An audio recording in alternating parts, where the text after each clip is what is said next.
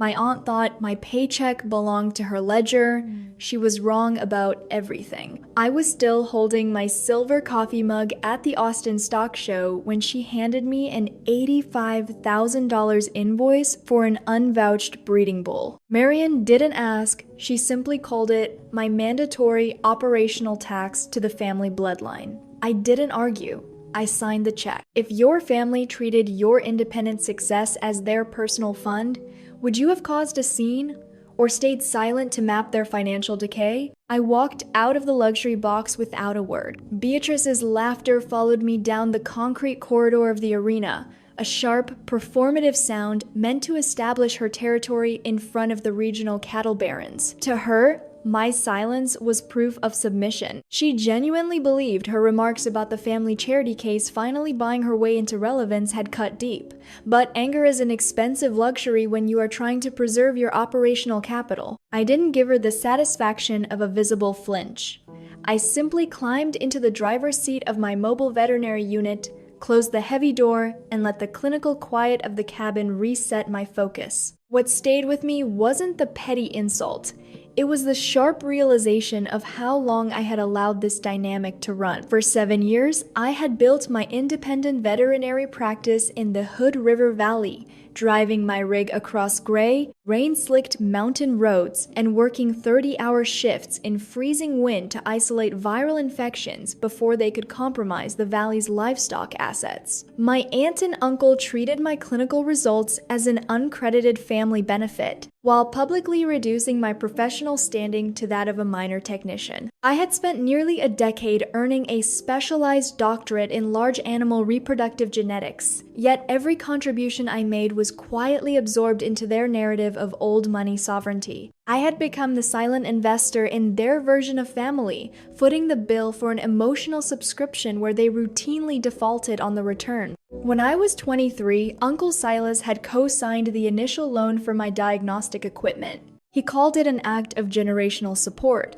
but he had quietly attached an unvouched rider to the agreement, full access to my proprietary grower database for the estate's marketing arm. They used my data to lock in independent breeding contracts while routing my service fees back into their own overhead costs. At the time, I thought I was being patient. I was really being trained to accept less. That morning in Austin changed the analytical framework. I booted up my laptop, linking my secure medical logs to the primary ranch ledger. I needed data, not emotion. If you look at family long enough through the lens of a forensic auditor, the emotional static clears, leaving only the cold metrics of flow and diversion. I scanned the transaction receipt for the $85,000 breeding bull. The wire transfer hadn't gone to the industrial livestock exchange pool where the auction took place. The corporate routing codes pointed directly to a private credit union branch located in Greensboro, an unmapped account that had never appeared on any primary operational balance sheet or tax return I had ever been permitted to review. It was listed under a variant of the estate's name that was either a structural obfuscation or an outright indicator of fraud. The landscape of their entitlement ran deep. My mind drifted from the sweltering pavement of the Austin stockyards back to the gray, rain-slicked timber barns of Hood River Valley. I touched my late father's dented titanium stethoscope resting on the passenger seat, the only asset I actually inherited from his branch of the family. Silas and Marion had systemically minimized my professional autonomy for years, treating my education as a minor family concession while providing Beatrice with a fully funded private marketing degree in California. I survived on community college scholarships and night shifts at third-party veterinary clinics, paying down my own student loans while they threw estate capital at Beatrice's failed agricultural speculations, like confetti. They routinely normalized this asymmetry through the toxic mechanism of generational preservation. In old agribusiness dynasties, white-collar exploitation is rarely loud. It is woven directly into the fabric of daily operational routines. When a family labels you an outsider, they don't see their financial extraction as theft. They view your independent labor as a structural debt you owe to their historical survival. Last winter, when a devastating respiratory outbreak threatened to paralyze the estate's livestock division, I pushed through brutal back-to-back rotations in freezing freezing mud to isolate the viral strain. I saved over 400 head of primary breeding stock, protecting the Thorn ledger from a catastrophic market liquidation. Yet, when I submitted a raw invoice for basic medical consumables, Silas audited my receipts with hostile suspicion, claiming I was calculating against the very bloodline that had provided me shelter. Meanwhile, Beatrice's operational deficits were quietly cleared by the private family trust account without a single voucher. My independent financial success wasn't a casual gift from their empire. It was an isolated asset I constructed entirely through external consultation contracts with independent growers who valued metrics over names. Silas and Marion assumed that my long periods of silent compliance meant I had fully submitted to their design. They didn't understand that an analyst doesn't launch a premature confrontation while the asset configuration is still moving. You remain completely still, letting the counterparty overextend their liability footprint until their structural vulnerabilities are fully documented. I opened the primary home records ledger on my secure screen, typing the private Greensboro routing number directly into the system's tracking matrix. The tracking program executed a reverse search on the land title history of the valley. My father had owned an independent 60-acre breeding parcel that was fraudulently transferred from the public county ledger precisely 3 months after his death. A sudden execution alert flashed crimson against the interface, matching a $1,500,000 transaction wire back to that identical Greensboro account. The tactical escalation began early the following Friday morning. Aunt Marion walked straight into my private laboratory space without knocking, dropping a thick, cream-colored asset reappraisal file onto my desk. She notified me that because I had refused to sign the Global Ranch debt pooling agreement at the stock show, the lease on my Northern Veterinary Clinic stables would be arbitrarily adjusted to 3 times its current valuation. She delivered the notice with a cold, smooth indifference, stating that if I couldn't meet the corporate overhead, Beatrice had already sourced an industrial logistics partner eager to convert my surgical wing into a high-capacity commercial cold storage facility. At the same time, Beatrice coordinated a highly calculated whisper campaign across our regional cattle network. My growers began receiving quiet warnings, suggesting my advanced genetic livestock certifications were under state regulatory review for compliance reporting discrepancies. It was a classic corporate extraction technique designed to strip away my independent professional credibility, paralyzing my practice so I would be forced to capitulate to the estate's terms. Silas followed by issuing a definitive ultimatum. I had exactly 30 days to turn over my private digital grower database to their primary marketing arm or permanently vacate the land. An aggressive narcissist is only dangerous when they can accurately predict your emotional volatility. When you deny them the reaction they have spent years learning to exploit, their leverage evaporates into the quiet space of their own paranoia. I looked directly at Marion's immaculate, manicured hands, tilted my chin slightly, and said, "I understand."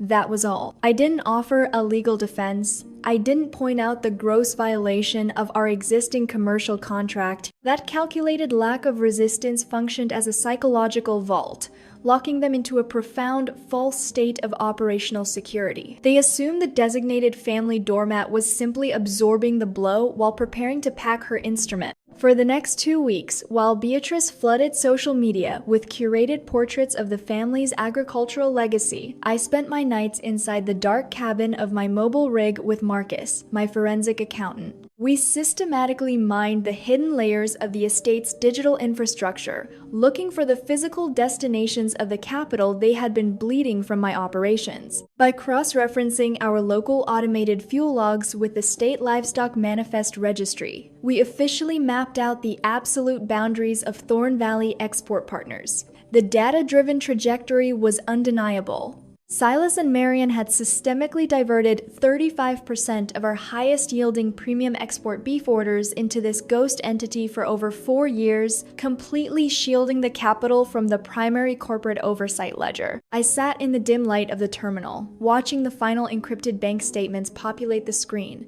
knowing that the trap they had built for me had just become their own corporate indictment. The heavy oak door swung open with a thud. Matriarch Eleanor stepped into the library of the ancestral homestead, navigating the space with the slow, deliberate gravity of a sovereign who had built this agricultural empire from the soil up. At 78 years old, her physical frame was visibly weathered by a prolonged clinical battle in Portland, but her focus remained sharp and clear. Silas, Marion, and Beatrice had already assembled, their faces arranged in masks of eager deference. They expected a standard family briefing regarding the operational succession. They were completely unprepared for a structural liquidation. Eleanor did not offer a formal greeting. She walked directly to the mahogany desk, sat down, and unclasped a heavy leather portfolio. "I signed the revised estate distribution documents yesterday," she said, her voice dropping to a calm, authoritative register that completely cleared the room of its ambient noise. "Effective upon the execution of probate, the entire operational control of the Thorne estate, including all land development rights and water access privileges, will be transferred solely to Clara." The response was immediate and chaotic. Beatrice lunged forward, her voice rising to a shrill pitch as she argued that an adopted niece had no legitimate claim to a direct lineage legacy. Silas turned a dark shade of red, his posture shifting instantly from deference to open hostility. He stepped toward the desk, claiming Eleanor's terminal condition had compromised her faculties, and threatened to file an immediate judicial motion to freeze the estate assets based on diminished mental capacity. Only later did I understand the quiet strategy behind Eleanor's timing. True authority doesn't engage in a shouting match. It simply sets the terms and lets the counterparty expose their own desperation. Eleanor looked at Silas with a faint clinical smile and pulled 3 certified medical evaluations from her file, all signed by independent neurological heads of department in Portland the prior morning. "I expected your panic, Silas," she murmured. "The documentation is ironclad. Your legal resistance is already factored into the timeline." The room went completely cold. Eleanor then turned her attention to the deep economic anomalies Marcus and I had been tracing. She revealed that her personal audit had uncovered the absolute proof of what happened to my parents' estate. 5 years after my father's passing, Silas and Marion had systemically executed an unauthorized land conversion, selling his independent 60-acre breeding parcel for $1,500,000 and filtering the entire cash yield into their private Greensboro account. And that $85,000 breeding bull you forced Clara to clear in Austin? Eleanor asked, her gaze cutting directly through my uncle's silence.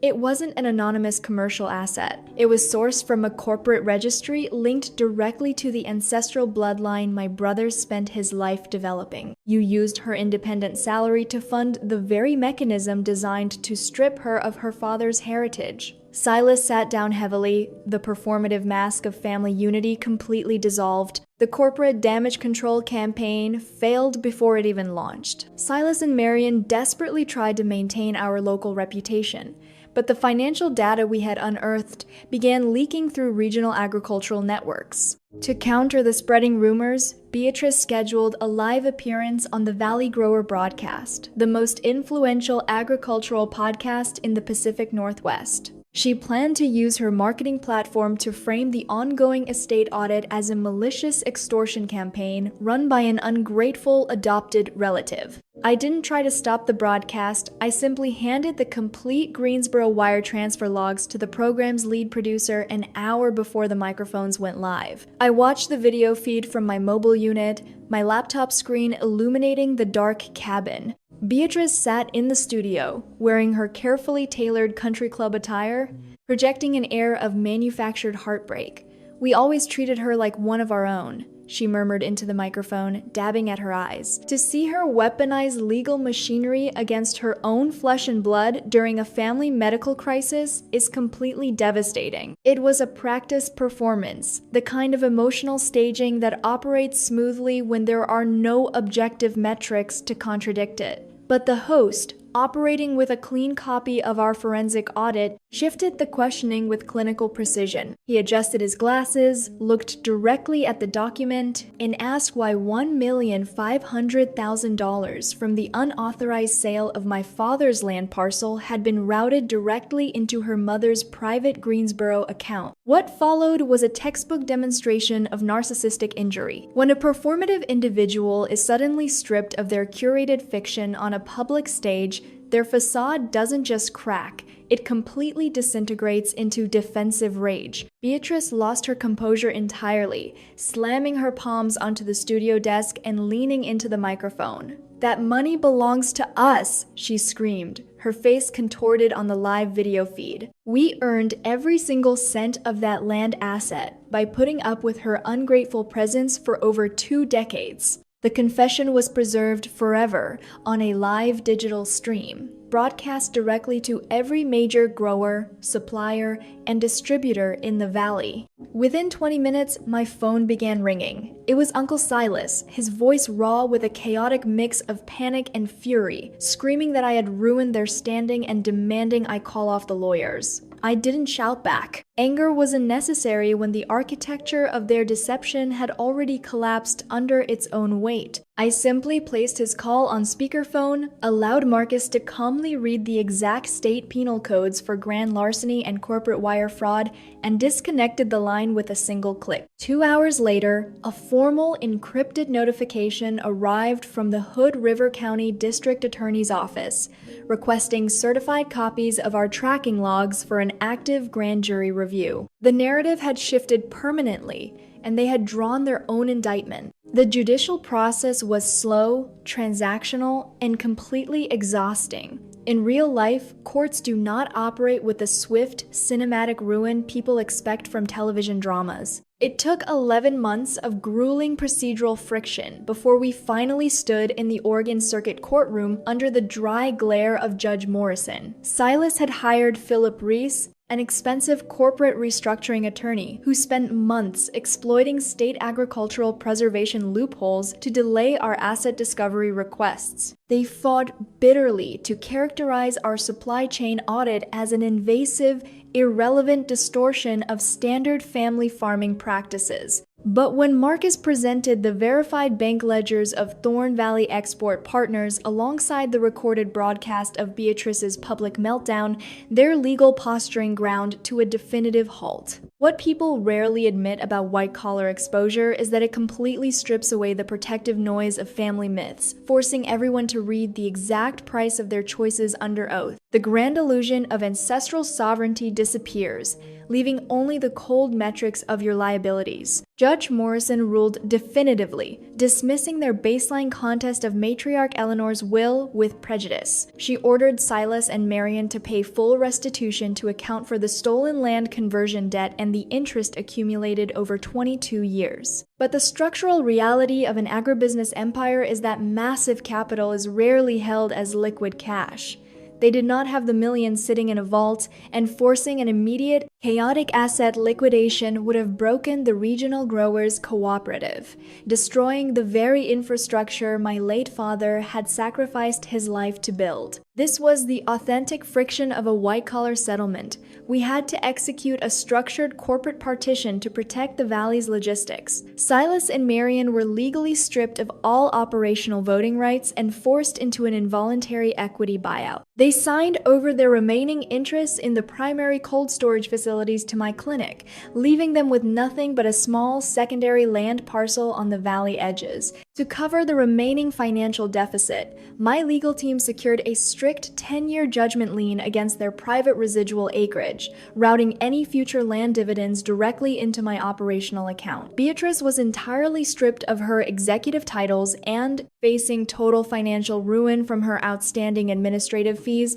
was forced to accept a low-level position at a commercial agricultural outlet in another state. It wasn't the explosive destruction of an empire, but a slow, calculated containment. Silas left the defense table with shaky hands, staring at the signed consent decree as if looking at a ghost ledger he could no longer manipulate. The valley is quiet now. 6 months have passed since we buried my grandmother, and the frantic noise of the restructuring has finally settled into a predictable rhythm. The real story of an exit is never the courtroom climax or the dramatic signing of a settlement document, it is the ordinary Tuesday evening when you realize you have not braced your shoulders before turning the doorknob of your own home. It is the uncompromised clarity of walking through a local market at 7 o'clock at night, buying exactly what you require, knowing there is no one waiting at home to weigh in on the proportions. It is the first time you realize the past has taken its proper size. I am 34 years old now. I live in the historic homestead, surrounded by the northern orchards, the land my father built, which has been legally restored to his name.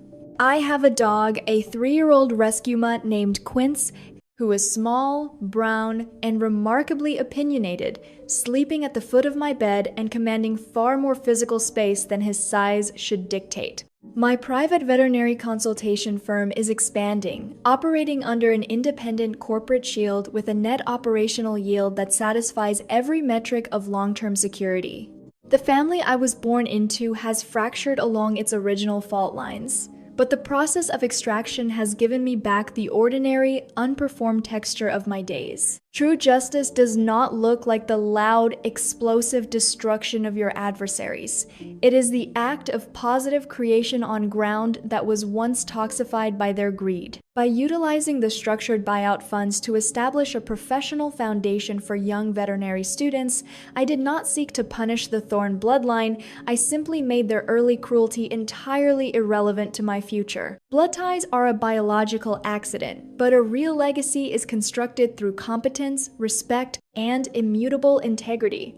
When you permanently sever a toxic connection, you are not acting out of malice. You are performing a necessary clinical excision to preserve your own survival. I know there are those reading or listening to this who currently occupy that identical, suffocating space, the silent vault of compliance, where you find yourself making daily excuses for people who stopped deserving your loyalty a long time ago. You tell yourself that if you just wait, or if you provide more resources, or if you stay quiet, they will finally recognize your value. Entitlement does not negotiate with submission. It merely expands its territory until you stop cooperating. Your instincts are not sensitivity, and they are not paranoia. They are actionable data points that require your immediate, calculated attention. Documentation is not an act of revenge. It is the definitive armor that stands between your sovereignty and a fiction someone else intends to impose on you. You owe nothing to a system that requires you to stay small so it can appear large. If this narrative touched a familiar silence in your own life, or if you have finally found the precision to walk away from a legacy that was asset-starving your potential, I would really like to hear your perspective. What was the exact moment you stopped hiding the irregularities and started documenting the evidence? Let me know your thoughts.